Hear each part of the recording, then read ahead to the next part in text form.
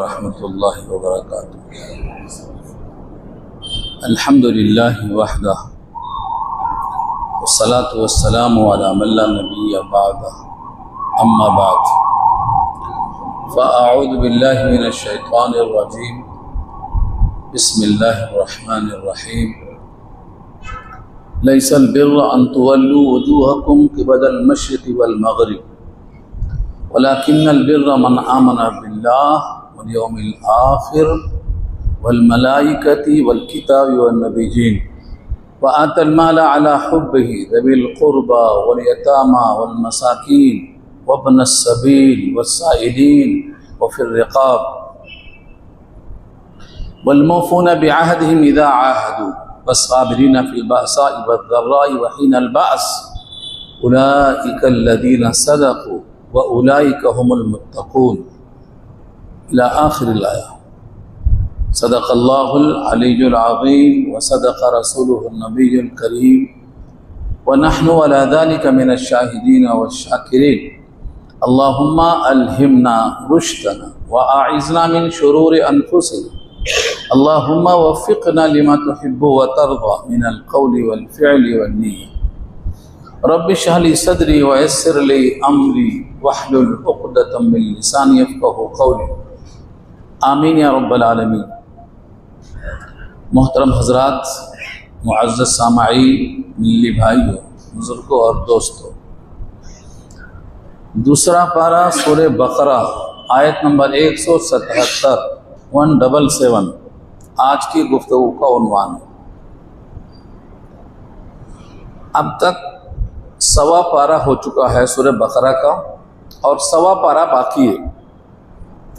कुल 2.5 पारे हैं सूरह बकरा में, जिसमें से 177 आयतों तक जो मज़मून अब तक गुज़रा है ये यहूद, नसारा, मुश्रिकीन, उनके अक़ायद, उनकी तरदीद, यहाँ तक गुफ्तगू हुई।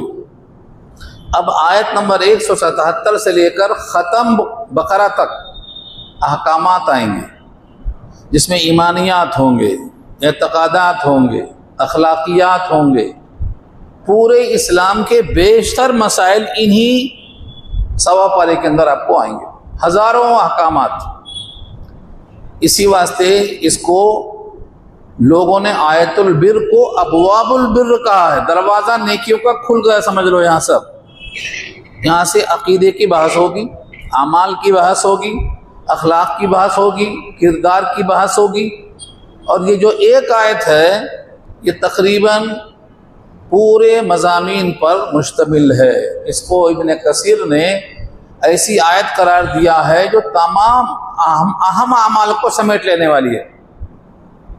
इसलिए इस एक आयत में बहुत से मज़ामीन के उन्वानात हैं और तफसीली बहस आगे आएगी। यहाँ से लेके बकरा ख़त्म तक अहकामात ही आएंगे। अब एतक़ादात की बहस नहीं आएगी।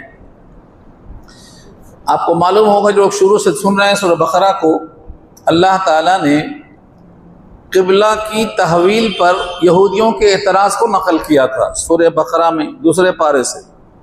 सयक़ूलु सुफ़हाउ मिनन नास मा वल्लाहुम, यहाँ से मज़मून शुरू हुआ था।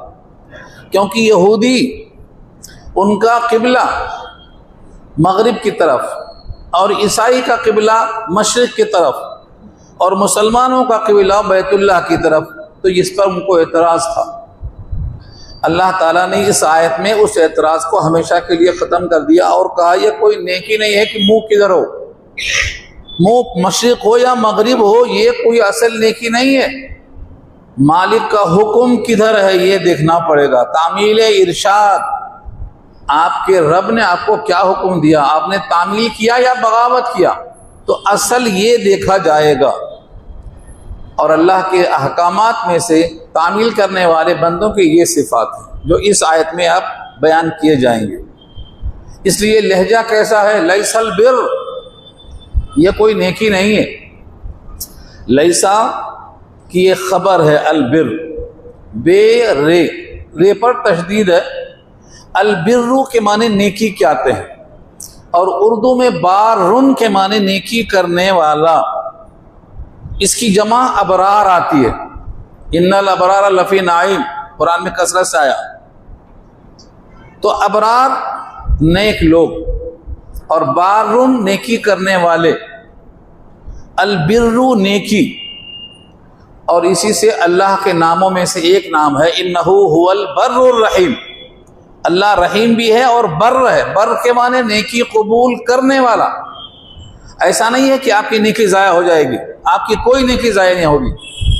अल्लाह के सिफाती नाम में से इन्नहु हुवल बर्रुर रहीम, बर्र के माने नेकी कबूल करने वाला।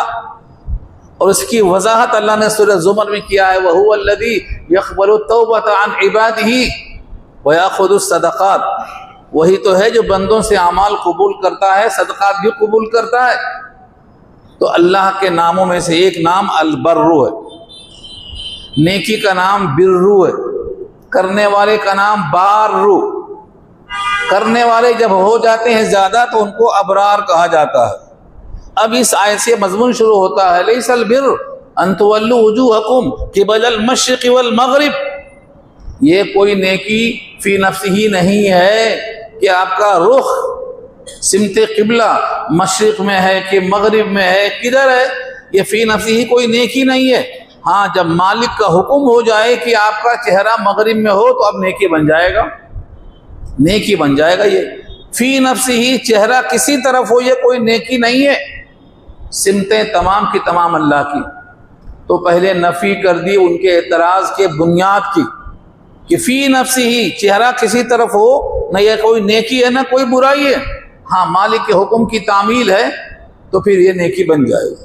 लैसल बिर्र अन तुवल्लू वुजूहकुम क़िबलल मशरिक़ वल मग़रिब वलाकिन्नल बिर्र मन आमन बिल्लाह। हाँ, लेकिन ये जो लेकिन है ये अरबी में, उर्दू में लेकिन बनता है और ये हर्फ इस्तदराक है। हर्फ इस्तदराक का मतलब यह होता है अब तक जो हमने कहा नेकी नहीं होती है उस नफ़ी को मुस्बत में तब्दील करेंगे। हाँ, नेकी ये है, चेहरा फ़ी नफ्सी किसी सिमत में नेकी नहीं है। अगर नेकी वाकई चाहते हो तो नेकी ये है, वलाकिन्नल बिर्र मन आमन बिल्लाह। सबसे पहली सिफत अल्लाह की ज़ात पर ईमान। अब जब यहाँ इजमाली बहस होगी तो तफसीली सिफात लाजिमा का जिक्र नहीं आएगा, क्योंकि मुतलक अल्लाह पर ईमान। आपने सुना होगा ईमान मुजमल भी और ईमान मुफस्सल भी, दोनों ईमानियात में आता। तो ईमान मुजमल में क्या है, आमनतु बिल्लाह कमा हुआ, मैं अल्लाह पर ईमान लाया वो जैसा भी है, भी अस्माई व सिफाती, उसके नामों के साथ सिफतों के साथ। हो गया, मुख्तसर आ गया ही। वह कबिल तो जमिया अहकाम ही, उसके सारे अहकाम मैंने कबूल कर लिया। क्या क्या ये अहकाम है नहीं मालूम है, लेकिन मैंने कबूल कर लिया, मानने का जज्बा है मेरा, मुजमल है ये। अब इसी इजमाल की तफसील आई है, आमनतु बिल्लाहि व मलाइकतिही व कुतुबिही व रुसुलिही वल यौमिल आखिर वल क़द्रि खैरिही व शर्रिही मिन अल्लाहि तआला वल बाअस बादल मौत, वल बाअस बादल मौत। ये आखिर में रखा है क्योंकि आखिरी अकीदे का हिस्सा ये है, मरने के बाद जिंदा होना है और हिसाब किताब देना है। तो अल्लाह ने बिल इजमाल यहाँ पर ईमानियात का जिक्र किया है, क्योंकि कोई अमल उसकी कोई हैसियत नहीं बनती अगर ईमान नहीं है।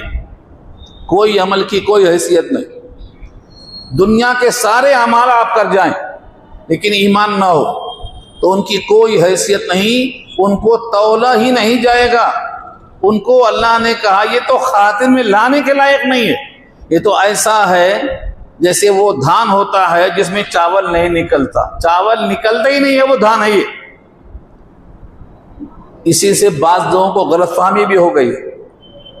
बाज़ लोगों को अकीदे ख़राब है ना, वो कहते हैं कि जैसे कुफ्र के होते हुए कोई अमल मुफीद नहीं है, ऐसे ईमान होते हुए कोई अमल मुज़िर नहीं है। यहाँ आके गड़बड़ हो गई उनसे, एक दूसरे का तक़ाबुल कर लिया। गलती ऐसा हो जाती है, जब आदमी अपने अकल से तौल कर देखता है तो गलती ऐसा हो जाती है। अकली लिहाज से बिल्कुल दुरुस्त कहा उसने, लेकिन नकली लिहाज से गलत है। मनकूल जो है वो ये नहीं है। ईमान के साथ अमल अगर अच्छे नहीं हैं, अमल ख़राब हैं, तो इसकी वजह से धुलाई का खतरा बढ़ जाता। ये दोनों बराबर नहीं है। अगर आदमी के पास ईमान नहीं है और कुफ्र है तो कोई अमल मुफीद नहीं है, बिल्कुल सही है। लेकिन अगर आपका ईमान है लेकिन बुरे अमाल भी हैं तो धुलाई का खतरा है उसके लिए। तो यह मुर्जिया का जो अकीदा है ये बातिल है। दुनिया के सारे अमाल आप कर लें, आपका ईमान सही नहीं है तो क़यामत में आपके अमाल तौले नहीं जाएंगे, तौले नहीं जाएंगे। अल्लाह ने कहा हम तराजू नहीं लगाएंगे। सूरह कहफ आखिरी रुकू है, सूरह कहफ का आखिरी रुकू है, फला नुकीमु लहुम यौमल क़ियामति वज़ना। हम इनके लिए तराजू वज़न की लगाएंगे नहीं। क्यों नहीं लगाएंगे? क्योंकि ईमान ही नहीं। इसलिए अल्लाह ने बिर में सबसे पहले ईमान बिल्लाह को शामिल किया, और जहाँ जहाँ ईमान बिल्लाह आएगा वहाँ ईमान बिल्लाह में दो चीज़ें शामिल होंगी, एक ईमान बिल रसूल और एक ईमान बिल्लाह के साथ उसके तमाम सिफाते लाजिमा उनको मानना पड़ेगा। ये ईमान बिल्लाह का हिस्सा है। वलाकिन्नल बिर्र मन आमना बिल्लाह, सिर्फ बिल्लाह है, मगर इससे मुराद वो तमाम सिफतें जो लाजिम हैं अल्लाह के लिए, उन तमाम को मानना है। और ईमान बिल्लाह मुकम्मल नहीं होगा जब तक ईमान बिल रसूल शामिल ना हो। यहाँ भी गलती हुई है बाज़ लोगों से। बहुत से लोगों ने सूरह बकरा की आयत नंबर 62 को लेकर के ये वाज़े कर दिया कि ईमान बिल्लाह काफ़ी है। यहाँ भी अल्लाह ने ईमान बिल्लाह का जिक्र किया, रसूल का जिक्र नहीं किया। हाँ, आगे आ रहा है वो भी, ये तो इजमाल है। तो ईमान बिल्लाह उस वक्त मोतबर होगा जब ईमान बिल रसूल शामिल हो, उसके बगैर वो मोतबर नहीं होगा। इसके कुरान करीम में बहुत सारी आयतें हैं, बहुत सारी आयतें। तो सबसे ज़्यादा अहम बिर में क्या है? अल्लाह पर ईमान। ईमान के माने यकीन, और यकीन के माने जिसमें शक ना हो। अगर ईमान भी है और शक भी है तो वह ईमान है ही नहीं। ये बहस बारहा में कर चुका हूं। आमनु सुम्मा लम यरताबू, एक पहली शर्त है आमनु सुम्मा लम यरताबू, ईमान ऐसा हो जिसमें शक ना हो, अल्लाह ने कहा ये। और दूसरी शर्त खुद अल्लाह ने कहा है आमनु वलम यल्बिसु ईमानहुम बिजुल्मिन ऐ शिरकिन, ईमान ऐसा हो कि उस ईमान के साथ जुल्म यानी शिर्क मिलाया ना गया हो। खालिस ईमान, खालिस यकीन। बहुत से लोग ईमान अल्लाह पे रखते हैं लेकिन मिलाते हैं उसमें, शिर्क मिलाते हैं उसमें। और ये खबर भी अल्लाह ने दी है सूरह यूसुफ में, सूरह यूसुफ में अल्लाह ने खबर दी है वमा युमिनु अक्सरुहुम बिल्लाहि इल्ला वहुम मुशरिकून, ये खबर अल्लाह ने दी है। बहुत से लोग ईमान लाते हैं अल्लाह पर इस हाल में कि वो उसके साथ शिर्क भी करते हैं। मतलब क्या हुआ? ईमान खालिस नहीं है। बहुत लोग हैं जो ईमान में मिलावट करते हैं, कहीं तो शक की मिलावट है और कहीं शिर्क यानी जुल्म की मिलावट है। और इन दोनों से पाक होना ईमान खालिस होने के लिए ज़रूरी है। वलाकिन्नल बिर्र मन आमन बिल्लाह वल यौमिल आखिर, और आखिरी दिन पर ईमान। आखिरी दिन का मतलब क्या होता है? दुनिया आज एक दिन है, कल ये ख़त्म हो जाएगी और वो दूसरा दिन शुरू होगा, दूसरा दिन शुरू होगा, जिसको हम कहते हैं क़यामत, उसको गदन कहते हैं, कल। जिन लोगों को क़यामत के आने में बहुत देरी महसूस हो रही है उन लोगों से अल्लाह ने बतौर इस्तिफ़हाम के पूछा है अलैसा सुबह बिक़रीब, क्या सुबह करीब नहीं है? एक ही दिन तो है दुनिया में क़याम। आपका क़याम दुनिया में सिर्फ एक दिन है, वो भी इजाफा बता रहा हूं मैं। अगर देखा जाए तो पूरा दिन नहीं है, एक सुबह और एक शाम है।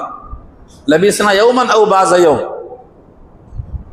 जब उनसे पूछा जाएगा जिनकी उम्र 900 साल होगी, 1000 साल होगी, महशर में उनसे पूछा जाएगा दुनिया में कितने दिन रहे, तो वो भी कहेंगे दुनिया में हम एक सुबह थे या एक शाम थे।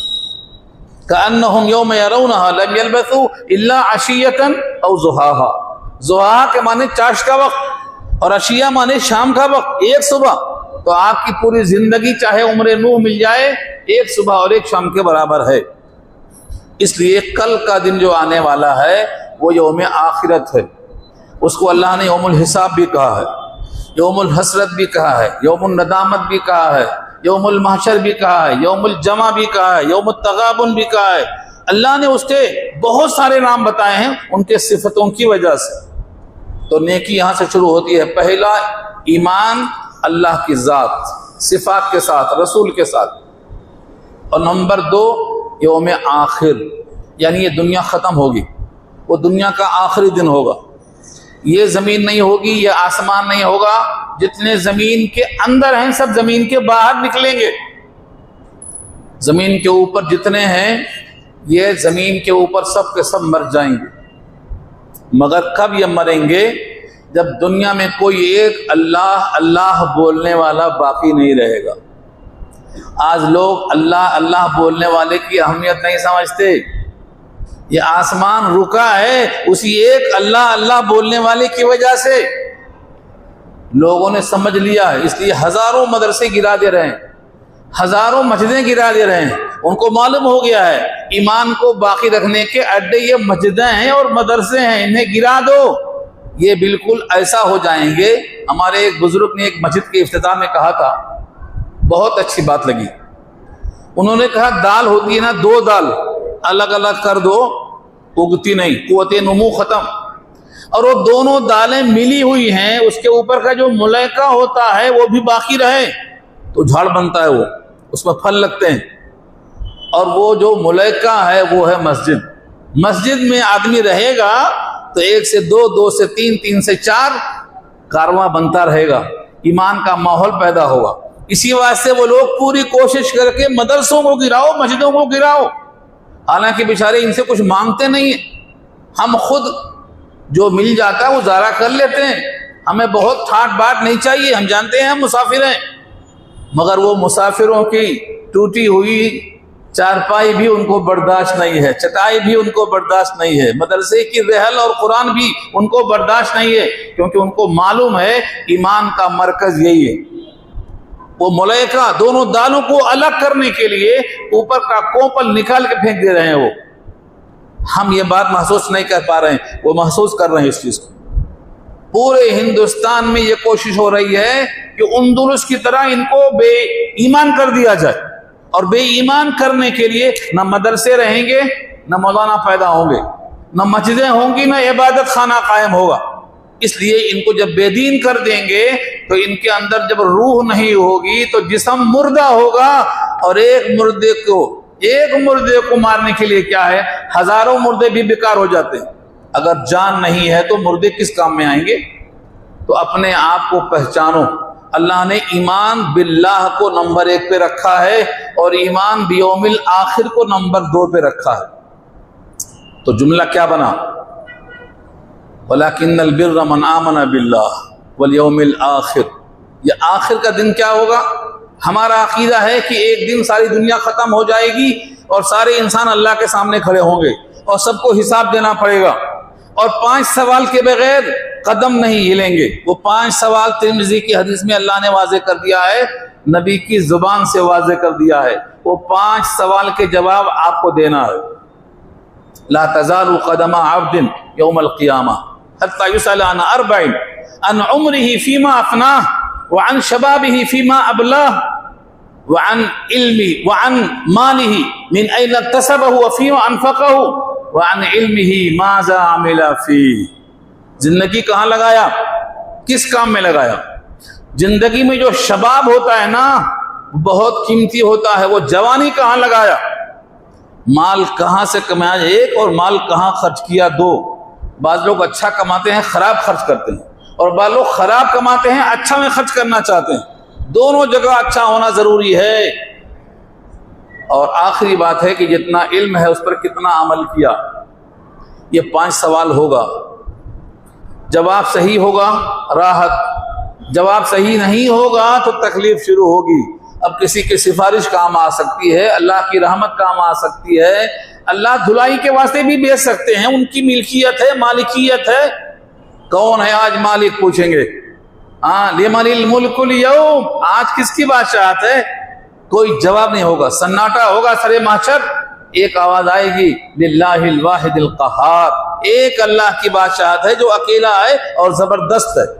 ये महशर का है, इसका नाम यौमुल आखिर है। इस आयत में इसी का जिक्र है। वलाकिन्नल बिर्र मन आमन बिल्लाह वल यौमिल आखिर वल मलाइका, मलाइका जमा है मलक की, फरिश्ते। जैसे आप मखलूक हैं, फरिश्ते भी मखलूक हैं, मगर आपके तकाजे अलग हैं। आपको भूख लगती है ना, फरिश्तों को नहीं लगती। आपको खाना चाहिए, उन्हें खाने की ज़रूरत नहीं है। फरिश्ते अल्लाह की वो मखलूक हैं जो गुनाह करने पर कादिर नहीं। जैसे अंधा देख नहीं सकता, ऐसे फरिश्ते गुनाह नहीं कर सकते, गुनाहों पर कादिर नहीं है वो। और ये खबर अल्लाह ने दी है, ला यासून अल्लाह मा अमरहुम, जो अल्लाह ने उनको हुक्म दिया है उसकी नाफरमानी वो नहीं कर सकते, कर ही नहीं सकते। उन फरिश्तों को अल्लाह ने पैदा किया है। फरिश्तों से क्या काम है? बहुत सारे काम फरिश्तों के जिम्मा है। बारिश का बरसाना, रिज़्क़ की तक़सीम करना, जान को निकालना, एक कौम पर अजाब लाना, एक कौम को बचाना, ये मुस्तकिल काम है। बड़े बड़े 4 फरिश्ते हैं, मीकाईल, जिब्राइल तो आप जानते हैं, सुनते रहते हैं, इज़राइल को भी जानते हैं, और जो कुरान करीम ले करके आते हैं जिब्रील, इनको सब जानते हैं। तो फरिश्तों में से बहुत हैं, 4 फरिश्ते बड़े बड़े हैं, 4 किताब में बड़ी बड़ी। तो इन फरिश्तों को अल्लाह ने पैदा किया है। ये एक लम्हे के लिए भी अल्लाह के जिक्र से गाफिल नहीं होते, अल्लाह के जिक्र से गाफिल नहीं होते। एक साहब ने सवाल किया है कि ये फरिश्ते जब अल्लाह के हुक्म की तामील करते हैं तो अल्लाह को याद करने से उस टाइम तो गफलत होती होगी, जब हुक्म में लगते हैं, काम में लगते हैं। फरमाया, जब तुम नमाज पढ़ते हो, तुम खाना खाते हो, तो तुम्हारा सांस लेना बंद हो जाता क्या? तुम्हारा खाना खाना, नहाना, दुनिया के सारे काम करना, तुम्हारा सांस लेना बंद हो जाता? सांस चलती रहती, दुनिया के सारे काम चलते रहते। तुम्हारे लिए सांस का चलना जैसे गैर शौरी चलता रहता, महसूस नहीं होता, ऐसे फरिश्ते भी अल्लाह की तस्बीह करते रहते हैं। तामील इरशाद में रुकावट नहीं होती, हर फरिश्ता लगा हुआ है। फरिश्तों की तादाद सिर्फ अल्लाह को मालूम है। बैतुल मामूर जो काबतुल्लाह है, 7वें आसमान पर फरिश्तों का, उसके तवाफ में 70,000 फरिश्ते रोज बैतुल्लाह का तवाफ करते हैं, बैतुल मामूर का। और जिंदगी में क़यामत तक के वास्ते फिर उनकी बारी नहीं लौट के आएगी। तो फरिश्ते इतने हैं आपके हिफाजत के लिए, आपके हिफाजत के लिए 360 फरिश्ते हैं आपकी। एक एक इंसान की आंखों पर 6-6 फरिश्ते हैं। वयुरसिलु अलैकुम हफ़ज़ा, सूरे अनआम की आयत है। अल्लाह फरमाते हैं तुम्हारे लिए हमने दस्ते रखे हैं हिफाजत करने वाले। जिसको बचाना चाहे अल्लाह, उसे कोई मार नहीं सकता, और जिसको वो मारना चाहे उसे कोई बचा नहीं सकता है। दुनिया की हिफाजत फेल हो जाती, हिफाजत करने वाले ही मारने वाले बन जाते हैं, क्योंकि दिल उसके कब्जे में है, पलटा देता है उनको।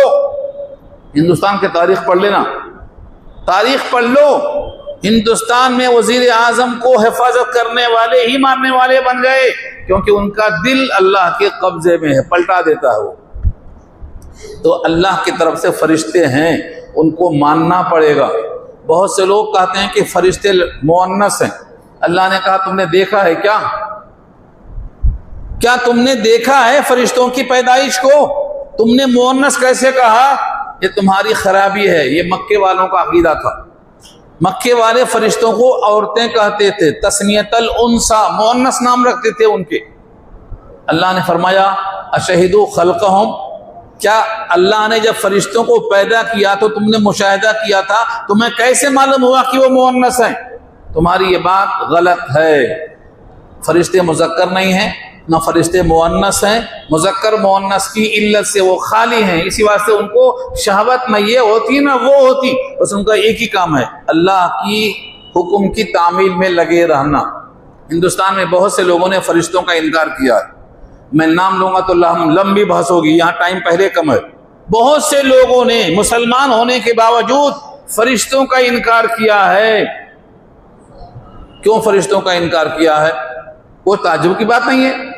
जब बहुत से लोग खुद अल्लाह का इनकार करते हैं तो फरिश्ते तो मखलूक हैं।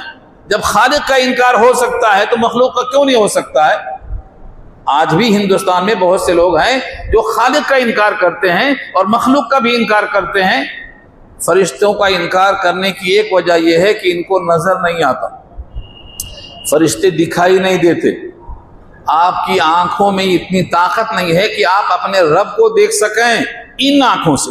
हाँ, ये आंखें बदली जाएंगी, इंशाल्लाह सब देखेंगे अल्लाह को, जितने मोमिन सब देखेंगे, इन आंखों से नहीं देखेंगे, वो आंखें बदली जाएंगी, वो जिस्म बदला जाएगा, नूर ईमान का और कामिल किया जाएगा, सब देखेंगे अल्लाह को। वजूह यौमइज़िन नाज़िरा इला रब्बिहा नाज़िरा, तरो ताज़ा चेहरे लेकर अल्लाह को देख रहे होंगे, मगर ये आंखें नहीं होंगी, दूसरी आंखें होंगी, तो देखा जा सकता है, इन आंखों में नहीं। इन लोगों ने फरिश्तों को देखा नहीं तो इनकार कर दिया।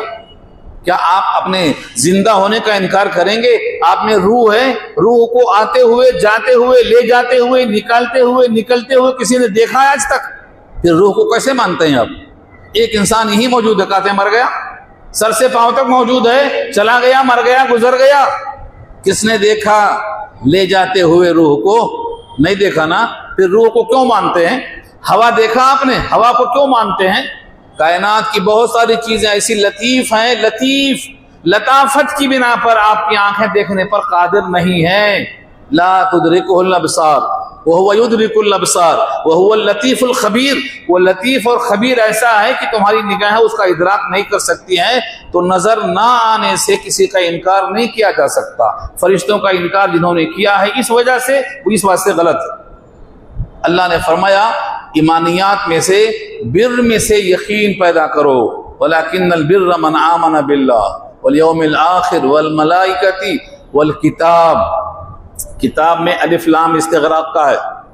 मौजूदा किताब कुरान है, उससे पहले जितनी आसमानी किताबें हैं, चाहे वो तौरात हो, इंजील हो, ज़बूर हो, सोफ़े इदरीस हो, सोफ़े मूसा हो, सोफ़े शीश हो, जितनी किताबें आसमानी हैं, बिल इजमाल ये मानना है कि किताबें अपने वक्त में दुरुस्त और सही थी, और इन तमाम किताबों में आखिरी किताब कुरान है, जो तमाम साबिक़ा किताबों के मज़ामीन पर मुहैमिन की हैसियत रखता है। मुहैमिन के माने निगहबान। अगर किताबें तब्दील हो गई, तहरीफ हो गई, किसी ने चेंज कर दिया, घटा दिया, बढ़ा दिया, तौरात में, इंजील में, ज़बूर में, तो ये कुरान कहता है यहाँ तहरीफ हुई है, यहाँ तब्दीली हुई है, ये मजमून ऐसा नहीं ऐसा है।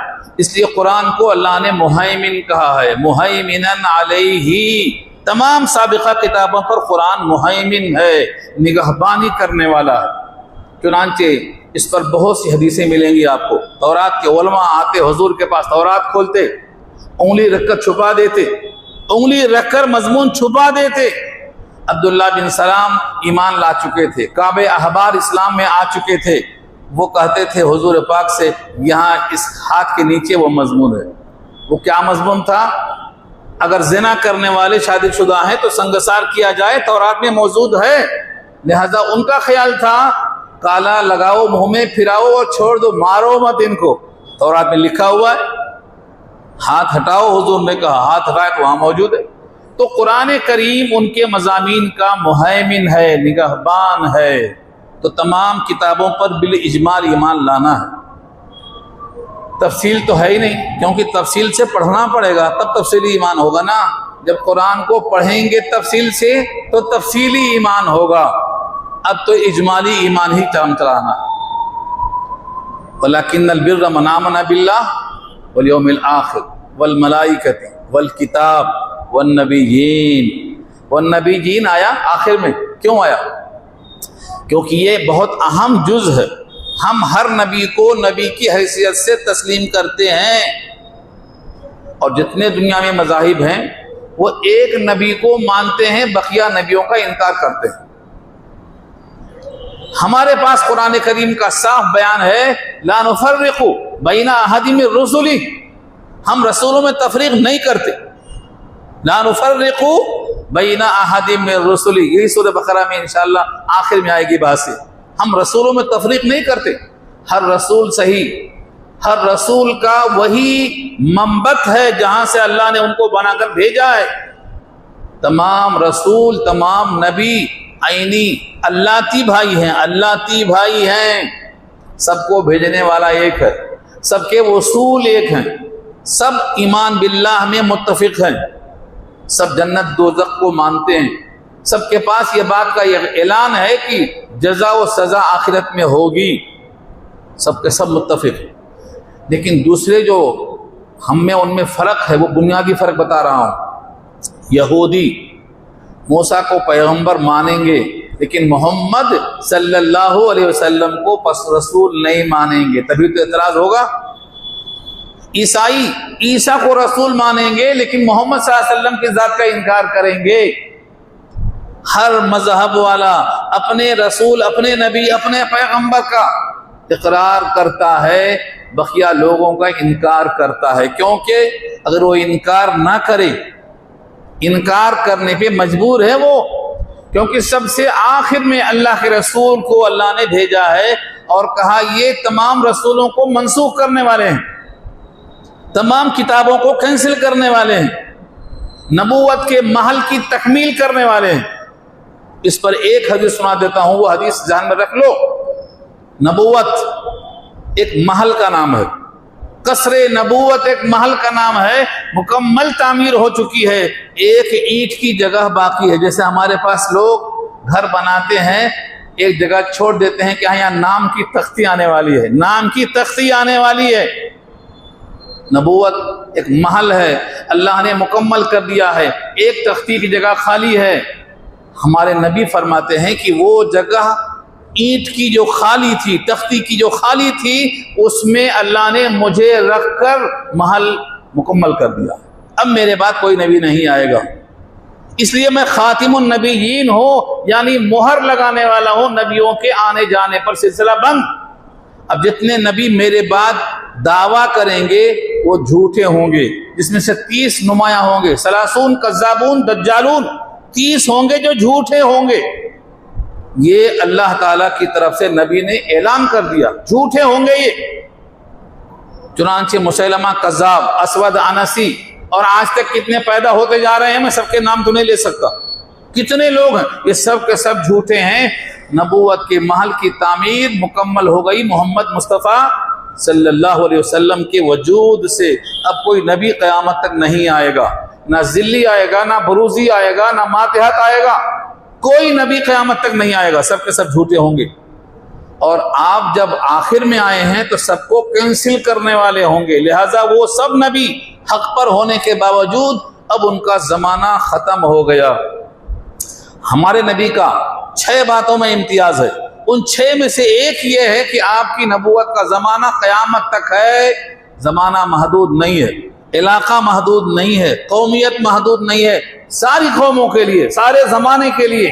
वमा अरसलनाका इल्ला काफ़तन लिन्नास बशीरन व नज़ीरा, बशीर और नज़ीर आप तमाम इंसानों के लिए हैं, सारे इंसानियत के लिए हैं। इसलिए आपका ज़माना आने के बाद सबके ज़माने कैंसिल हो गए, महदूद हो गए, किताबें मनसूख हो गई। इसलिए सब लोग सब नबियों को नहीं मानते, उनकी शरीयत मनसूख लाजिम हो जाएगी। इसलिए हम सबको मानते लेकिन हमारे नबी को सब नहीं मानते, झगड़ा यहाँ से शुरू होता है। ये पहला हिस्सा है ईमानियात का। ईमानियात के बाद दूसरा हिस्सा होता है जिसकी मोहब्बत सबसे ज़्यादा दिलों में होती है। वो मोहब्बत कौन सी है बताना पड़ेगा।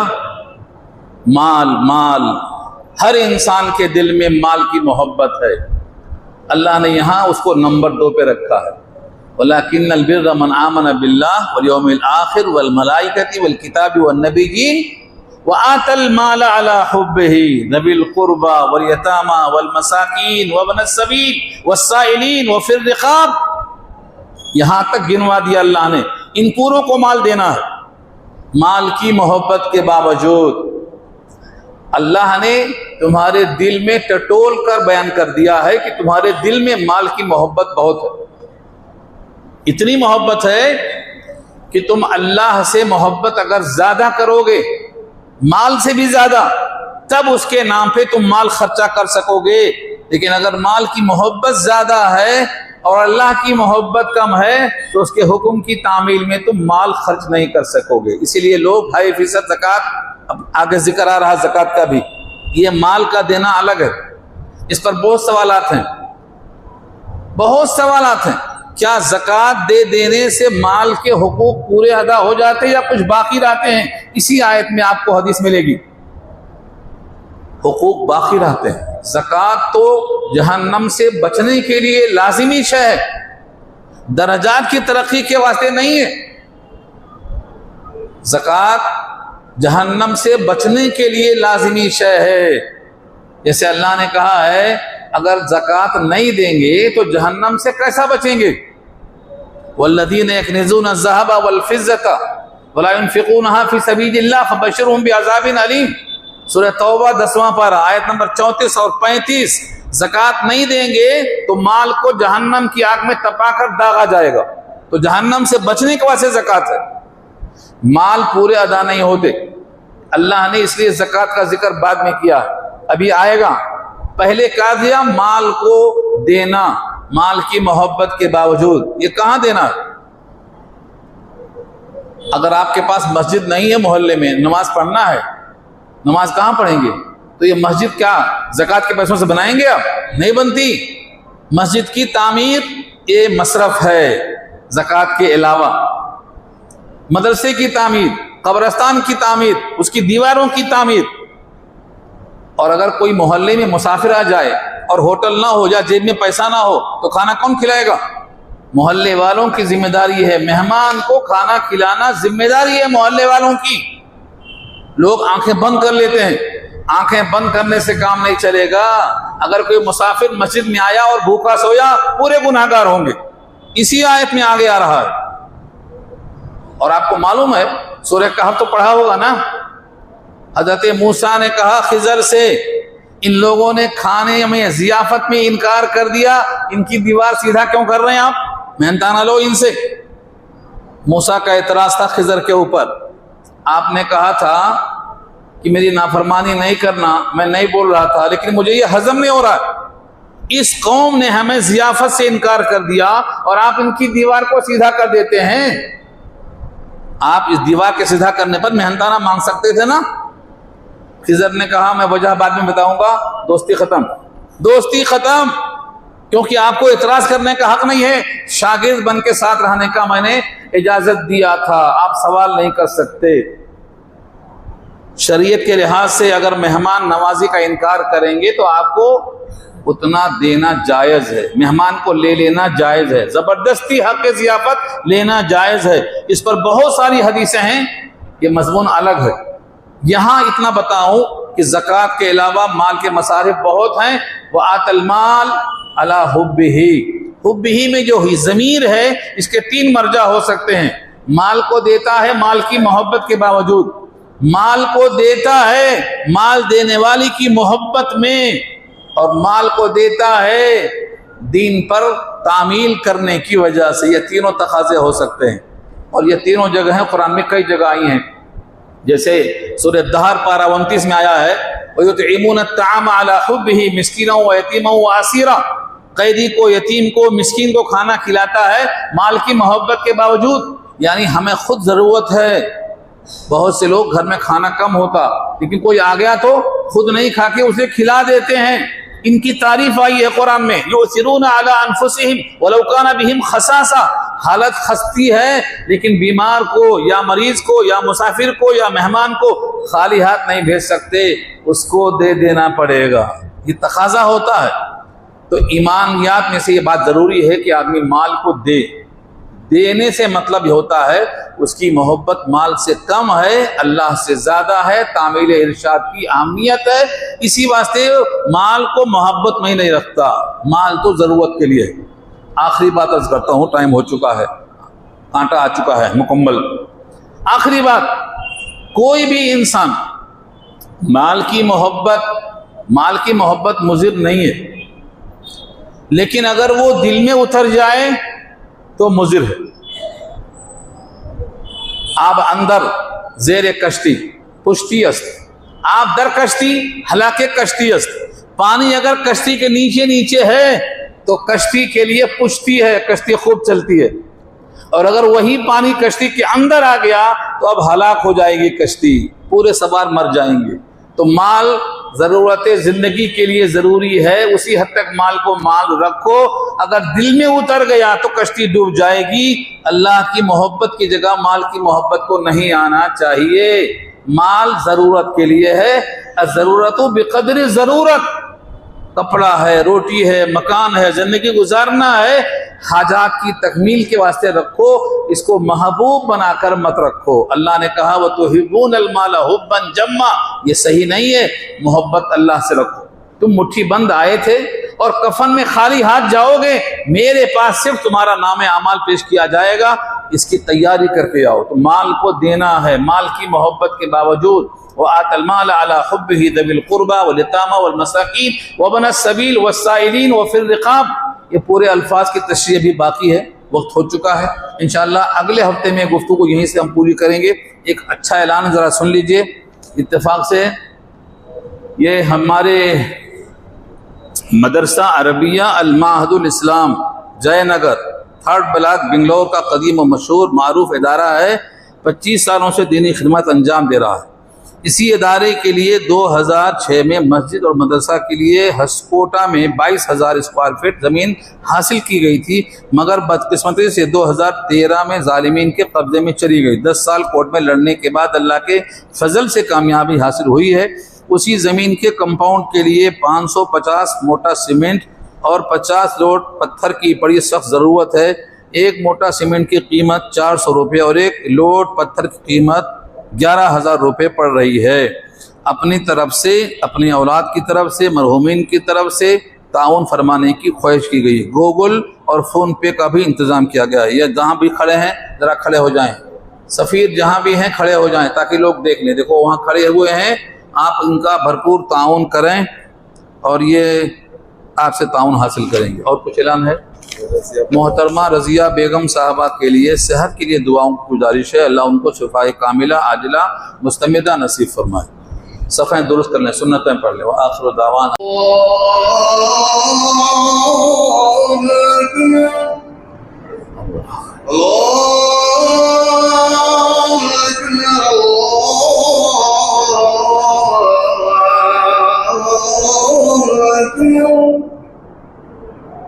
أشهد أن لا إله إلا الله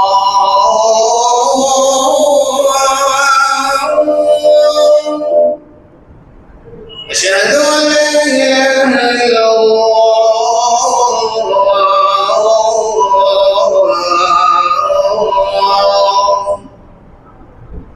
أشهد أن محمدا رسول الله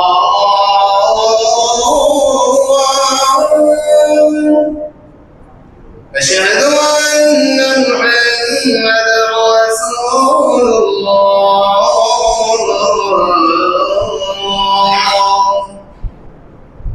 حي على الصلاة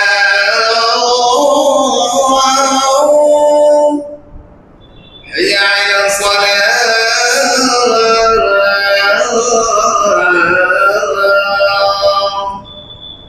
حي على الفلاح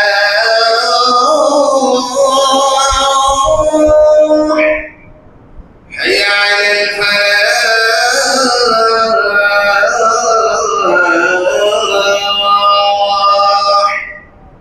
الله أكبر الله أكبر لا إله إلا الله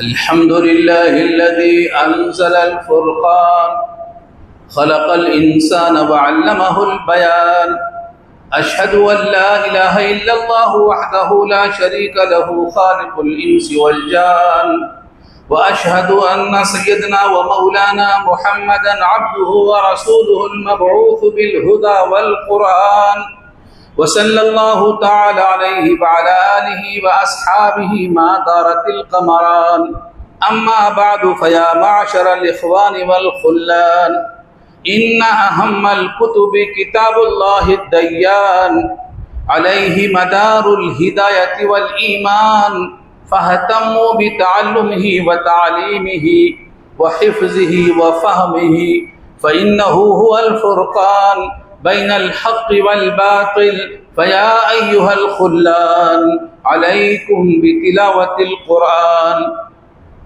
فقد قال رسول الله صلى الله عليه وسلم خيركم من تعلم القرآن وعلمه وقال عليه الصلاة والسلام يقال لصاحب القرآن اقرأ وارتقي ورتل كما كنت ترتل في الدنيا فإن منزلك عند آخر آية تقرأها وقال عليه الصلاة والسلام من قرأ القرآن فاستظهره فأحل حلاله وحرم حرامه أدخله الله الجنة وشفعه في 10 من أهل بيته كلهم قد وجبت لهم النار. أعوذ بالله من الشيطان الرجيم. لو أنزلنا هذا القرآن على جبل لرأيته خاشعا متصدعا من خشية الله وتلك الأمثال نضربها للناس لعلهم يتفكرون. بارك الله لنا ولكم في القرآن العظيم ونفعنا وإياكم بالآيات والذكر الحكيم إنه تعالى جواد كريم ملك بر رؤوف رحيم.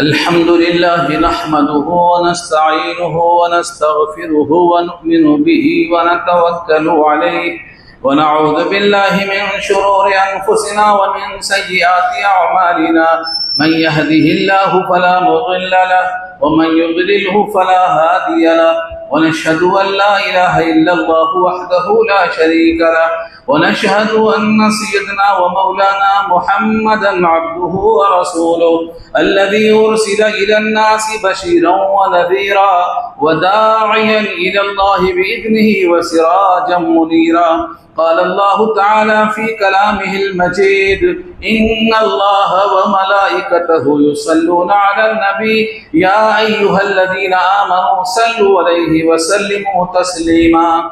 اللهم صل وسلم وبارك على سيدنا محمد وعلى آله وأصحابه وأزواجه وأهل بيته أجمعين. أما بعد قال رسول الله صلى الله عليه وسلم أرحم أمتي بأمتي أبو بكر وأشدهم في أمر الله عمر وأصدقهم حياء عثمان وأقواهم علي والحسن والحسين سجدا شباب أهل الجنة رضي الله تعالى عنهم أجمعين. اللهم اغفر للعباس وولده مغفرة ظاهرة وباطنة لا تغادر ذنبا. الله في أصحابي لا تتخذوهم غرضا من بعدي فمن أحبهم فبحبي أحبهم ومن أبغزهم فببغزي أبغزهم وخير القرون قرني ثم الذين يلونهم ثم الذين يلونهم. اللهم أعز الإسلام والمسلمين وانصرهم على عدوك وعدوهم. اللهم أهلك الكفرة الذين يصدون عن سبيلك ويكذبون رسلك ويقاتلون أولياءك. اللهم خالف بين كلمتهم وزلزل أقدامهم. اللهم شتت شملهم. اللهم فرق جمعهم. اللهم ألق في قلوبهم الرعب. اللهم خذهم أخذ عزيز مقتدر. اللهم إنا نجعلك في نحورهم ونعوذ بك من شرورهم وأنزل بهم بأسك الذي لا ترده عن القوم المجرمين. إن الله يأمر بالعدل والإحسان وإيتاء ذي القربى وينهى عن الفحشاء والمنكر والبغي يعظكم لعلكم تذكرون. اذكروا الله يذكركم وادعوه يستجب لكم ولذكر الله تعالى أعلى وأولى وأعز وأجل وأتم وأهم وأعظم وأكبر.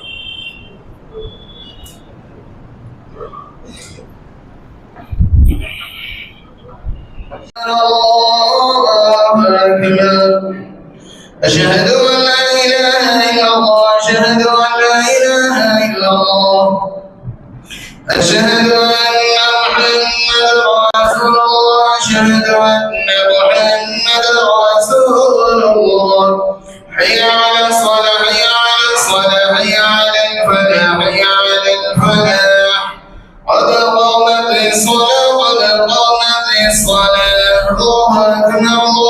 أن لا إله إلا الله.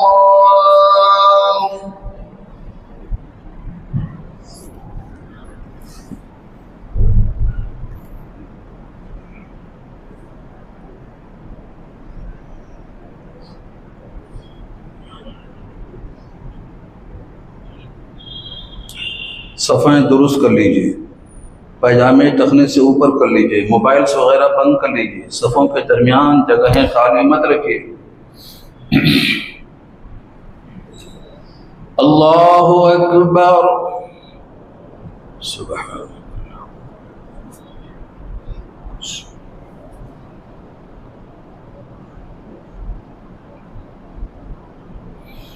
अल्हम्दुलिल्लाहि रब्बिल आलमीन अर्रहमानिर रहीम मालिकि यौमिद्दीन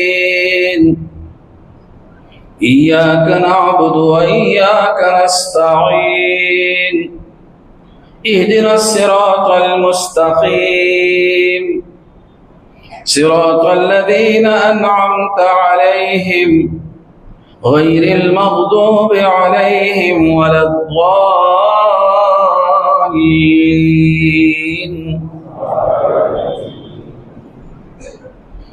इज़ा जाअ नस्रुल्लाहि वल फ़त्ह वरअयत अन्नास यदख़ुलून फ़ी दीनिल्लाहि अफ़वाजा फसब्बिह बिहम्दि रब्बिका वस्तग़फिरहु इन्नहु कान तव्वाबा। अल्लाहु अकबर।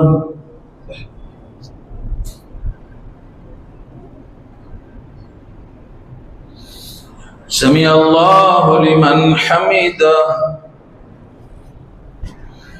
अल्लाहु अकबर।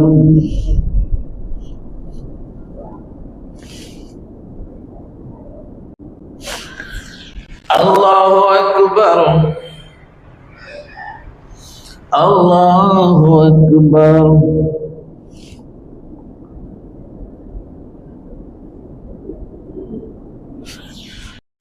अल्लाहु अकबर।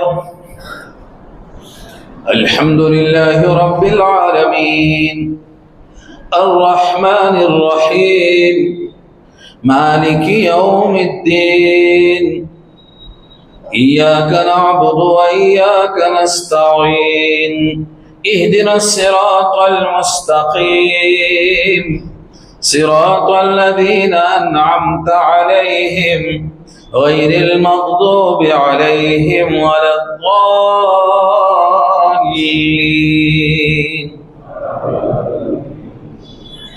क़ुल अऊज़ु बिरब्बिन नास मलिकिन नास इलाहिन नास मिन शर्रिल वस्वासिल खन्नास अल्लज़ी युवस्विसु फ़ी सुदूरिन नास मिनल जिन्नति वन नास।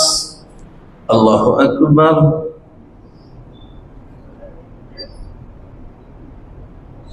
समी अल्लाहु लिमन हमिदा। अल्लाहु अकबर।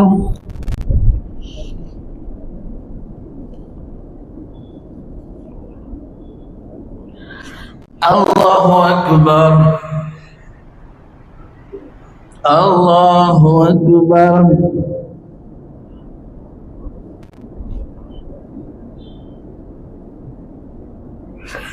अल्लाहु अकबर। अत्तहियात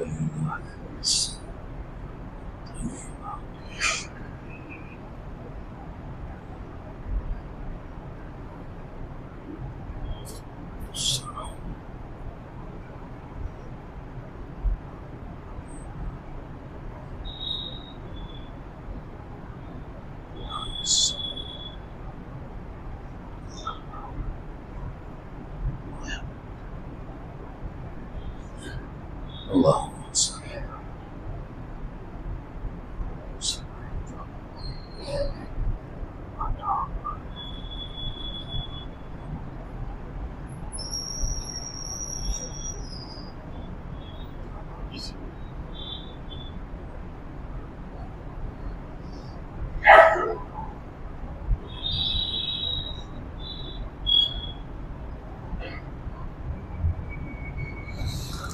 अस्सलामु अलैकुम व रहमतुल्लाह। अस्सलामु अलैकुम व रहमतुल्लाह।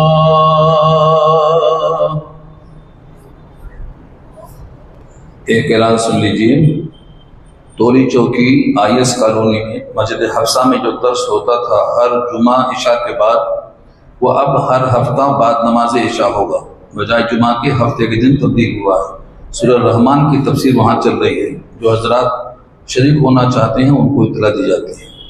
और दूसरा ऐलान यह है, जो बयान रिकॉर्ड हो रहा है कि पूरे हफ्ते के 5 बयान रिकॉर्ड होते हैं। जिनको हर बयान मतलूब है वो रिकॉर्ड करने वाले से अपना नंबर देकर रब्ता कायम कर लें।